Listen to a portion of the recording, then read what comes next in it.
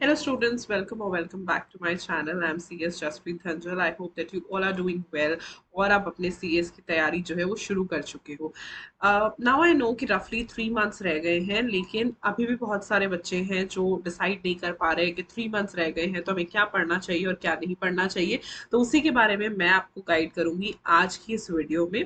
आज की ये वीडियो दो पार्ट्स में डिवाइडेड रहेगी. फर्स्ट पार्ट जिसमें मैं आपको बताऊंगी कि अगर आपका फर्स्ट अटेम्प्ट है तो आपको इन आखिर के 3 मंथ्स को कैसे यूटिलाइज करना चाहिए, और अगर आपका सेकेंड या उसके बाद का कोई भी अटेम्प्ट है तो आपको इस वीडियो को कैसे यूटिलाइज करना चाहिए. तो दोनों पार्ट्स देखिएगा, कुछ ना कुछ आपको जरूर समझ आएगा.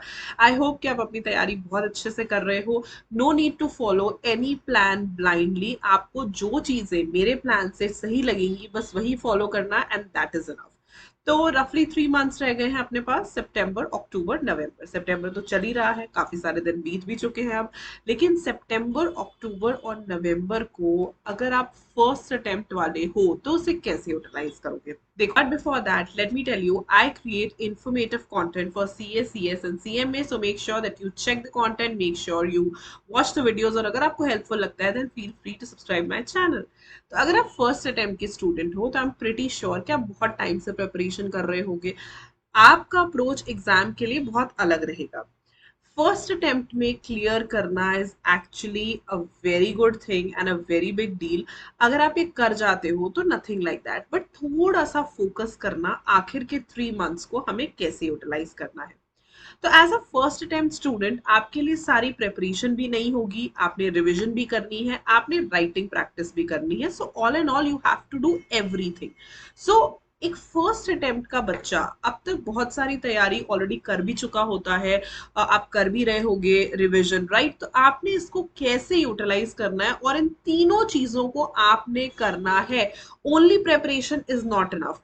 फर्स्ट अटेम्प्ट के बच्चे की गलती मेजरली क्या होती है मैं आपको बताती हूँ कि उन्हें लगता है कि प्रेपरेशन इज इनफ. हमने पढ़ लिया, हमने हमें कॉन्सेप्ट आ गए and that is enough. No, आपको रिवीजन बहुत जरूरी है, बिकॉज एक बार पढ़ने से आपको याद नहीं रहेगा.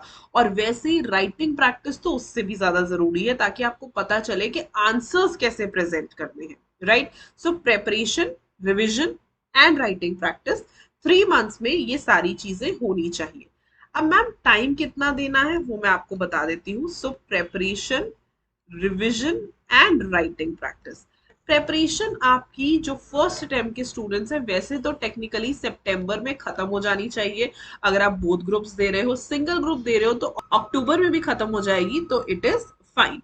अब बचा आपके पास नवंबर. नाउ नवंबर के लिए बजाय कि आप रिवीजन और राइटिंग प्रैक्टिस अलग अलग करो, आई वुड सजेस्ट यू आप क्लब करके करो. जो टॉपिक पढ़ रहे हो उसी की राइटिंग प्रैक्टिस कर लो, उसी के आंसर राइटिंग प्रैक्टिस कर लो, ताकि आपके एफर्ट्स भी बचेंगे और चीजें ज्यादा क्लियर होंगी. यू नो, फॉर एग्जाम्पल आपने जनरल मीटिंग्स रिवाइज की तो उसी के क्वेश्चंस कर लिए तो आपके लिए आसान हो जाएगा, और वहीं पे पता चल जाएगा कि where your concepts are lacking. मतलब ये बोथ वेज काम करता है.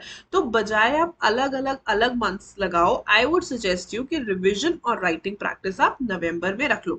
सितंबर में खत्म हो जाता है तो अक्टूबर नवंबर दोनों में आप रिविजन और राइटिंग प्रैक्टिस कर सकते हो, but make sure that you don't skip revision और writing practice at any cost.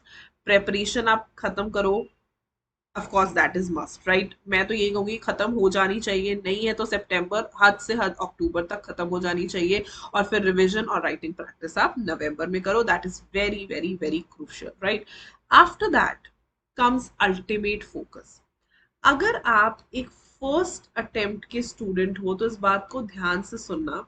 Of course ultimate focus तो पास ही है, वो सबका पास ही है, लेकिन आपने ना कॉन्सेप्ट्स पे बहुत फोकस करना है, क्योंकि ऑफ कोर्स आपके लिए सारी चीजें नई हैं. तो कोशिश यही रहे कि हमने रटाफिकेशन नहीं करनी बट कॉन्सेप्ट स्टडी करने हैं. तो number one, conceptual clarity. Number two, practice as in answer writing practice. Answers लिख लिख के देखो. ये आप कई बारी प्रैक्टिस बुक्स आती हैं, आप वहां से कर सकते हो. पास्ट ईयर क्वेश्चंस प्रैक्टिस कर सकते हो, सजेस्टेड आंसर्स प्रैक्टिस कर सकते हो. तो ये सारी चीजें आपने जरूर करनी है अगर आप एक फर्स्ट अटेम्प्ट के स्टूडेंट हो. जो बच्चा फर्स्ट टाइम अटेम्प्ट देता है ना, उसके नंबर वन कॉन्सेप्चुअल क्लैरिटी बहुत जरूरी है, क्योंकि आप पहली बार पढ़ के जा रहे हो तो सारी चीजें क्लियर होनी चाहिए कॉन्सेप्चुअली, फिर पेपर आसान हो जाएगा। बट दूसरी चीज, आपने कभी पेपर देखा नहीं है, आपने कभी पेपर दिया नहीं है, तो practice is very important. Answer जरूर लिख के जाओ, आंसर जरूर लिख लिख के प्रैक्टिस करो, that is very important and that will boost your confidence as well.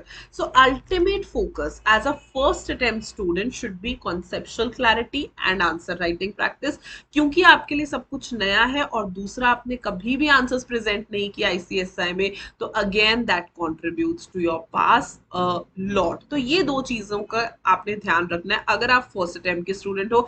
बाकी मेहनत को कुछ रिप्लेस नहीं कर सकता, आप मेहनत करो, थोड़ा सा फोकस इन चीजों पे रखो ताकि आप फर्स्ट अटेम्प्ट में क्लियर कर पाओ। Right, all the best. अब वो बच्चे आते हैं जो सेकेंड अटेम्प्ट या सेकेंड के बाद third fourth fifth multiple attempt में फंसे हुए हैं। आपके लिए क्या चीजें इंपॉर्टेंट है, आपने दो चीजें करनी है, revision and writing practice. Now when I से सेकंड थर्ड फोर्थ अटेम्प्ट, मैं यहाँ उस बच्चे को ले रही हूँ जिसकी प्रेपरेशन बहुत बढ़िया है, मतलब प्रेपरेशन का मतलब कि उसकी कॉन्सेप्चुअल क्लैरिटी बहुत बढ़िया है, उस बच्चे की कॉन्सेप्चुअल क्लैरिटी बिल्कुल पूरी है, बिल्कुल बढ़िया है, कोई दिक्कत नहीं है। In that case please don't start afresh, bar bar similar चीजें पढ़ने की जरूरत नहीं है। अपना रिवीजन करो और राइटिंग प्रैक्टिस पे फोकस करो, क्योंकि नॉर्मली बच्चे मल्टीपल अटेम्प्ट्स में तब फंस जाते हैं जब वो रिवीजन नहीं करते अच्छे से, और राइटिंग प्रैक्टिस मतलब आंसर राइटिंग आता ही नहीं है उनको। तो इन दोनों चीजों पे फोकस करो। अगर आपको लगता है कि मेरी रिवीजन वीक है तो रिवीजन पे ज्यादा टाइम दे दो, अगर आपको लगता है मुझे आंसर्स नहीं लिखने आते तो राइटिंग प्रैक्टिस पे ज्यादा टाइम दे दो। That completely depends on you, but in दोनों चीजों पे फोकस करो, इट इज अ मस्ट, बहुत जरूरी है ये चीजें। टाइम कितना देना है मैं आपको बता देती हूँ। सो रिविजन आपकी अगेन सितंबर तक हो जाए, और राइटिंग प्रैक्टिस करो अक्टूबर एंड नवंबर में। राइट, या आई वुड सजेस्ट यू कि आप दोनों चीजें साथ साथ कर सकते हो। ठीक है, आप एक टॉपिक को रिवाइज करो, राइट, और फिर उसी के आंसर राइटिंग करो, इससे आपको इतनी हेल्प मिलेगी ना, एंड आपको रियल टाइम में पता चलेगा कि what is the problem that I am facing, कहाँ पे प्रॉब्लम आ रही है, कहाँ पे मुझे ऐसा लग रहा है कि दिक्कत आ रही है, और आप वहीं पे उसे जो है करेक्ट भी कर सकते हो। तो रियल टाइम अपनी जो एनालिसिस है ना, वो इन बच्चों को करनी बहुत जरूरी है, जो second third fourth fifth six seventh attempt में बैठ। आपकी रियल टाइम एनालिसिस जो है मिसिंग है। अगर आप इस तरीके से एनालाइज कर लो कि भाई कहाँ पे मेरी कमी है और कैसे मैं उसे करेक्ट कर सकता हूँ, that is it, you will clear the exam this time, mark my words. Right, मतलब तो इस चीज का ध्यान रखो कि रिविजन और राइटिंग प्रैक्टिस पे सबसे ज्यादा फोकस करो। कभी कभी बच्चे को आंसर राइटिंग आती है बट रिविजन नहीं आती, तो रिविजन पे ज्यादा फोकस करो, टॉपिक्स बार बार पढ़ो। किसी बच्चे को आंसर राइटिंग तो बहुत ही पुअर होती है, तो आंसर राइटिंग पे फोकस करो। आपका अल्टीमेट फोकस क्या होना चाहिए, अब आप फर्स्ट अटेम्प्ट के स्टूडेंट नहीं हो, आप एक स्टूडेंट हो जो अपना दूसरा अटेम्प्ट दे रहा है, या अपना तीसरा अटेम्प्ट दे रहा है, या फॉलोइंग अटेम्प्ट दे रहा है। तो इतने अटेम्प्ट जब आपके लग चुके हैं, तो आई एम अज्यूमिंग कि आपकी कॉन्सेप्चुअल क्लैरिटी अब हद से ज्यादा हो गई है। फोकस ऑन रिविजन, मतलब मल्टीपल टाइम्स टॉपिक्स को पढ़ो, रिविजन भी एक बार नहीं, मल्टीपल रिविजन आपने करनी है। दूसरी चीज, आंसर राइटिंग करो जितना हो सकता है, पर टॉपिक मैक्सिमम आंसर्स लिखो। ठीक है, मैक्सिमम जो है आंसर राइटिंग करो जितना भी हो सकता है। राइट, जितना भी हो सकता है मैक्सिमम आंसर राइटिंग करो, it will really really help you. आप अगर इतनी बार पेपर दे चुके हो तो अब आपकी कॉन्सेप्चुअल क्लैरिटी है, बार बार एक ही चीज पे मत फंसे रहो, बार बार प्रिपरेशन पे मत फंसे रहो, आगे बढ़ो एंड ट्राई करो कि आप इस बार रिविजन और राइटिंग प्रैक्टिस पे फोकस करो, ताकि आपकी जो कमियां हैं वो पूरी हो सके, ताकि आप पेपर अच्छे से प्रेजेंट कर पाओ और इस बार डेफिनेटली पास हो पाओ। राइट, तो ये रहा मेरा 3 मंथ्स प्लान। अगर आपको वीडियो अच्छी लगी अपने फ्रेंड्स के साथ शेयर करना, चैनल को सब्सक्राइब करना, और कोई और हेल्प चाहिए, कोई और वीडियो चाहिए तो कमेंट डाउन बिलो। इन 3 मंथ्स को अच्छे से यूटिलाइज करना, they can be your defining 3 months, और आप अपने दिसंबर का अटेम्प्ट डेफिनेटली क्लियर कर सकते हो सितंबर, अक्टूबर और नवंबर को अच्छे से यूटिलाइज करो ताकि आपका दिसंबर का अटेम्प्ट सुपर हिट हो जाए। And trust me, likewise I said, दिसंबर का अटेम्प्ट भी एक गोल्डन अटेम्प्ट की तरह होगा। सो गो हैड, कोशिश करो कि इस अटेम्प्ट को अच्छे से हम दें और इसके लिए इन 3 महीनों को अच्छे से यूटिलाइज करो। अगर वीडियो अच्छी लगी तो लाइक करना, फ्रेंड्स के साथ शेयर करना, चैनल को सब्सक्राइब करना, and I will see you super soon with another video. Till then stay happy, stay blessed, keep the preparations on. Bye bye.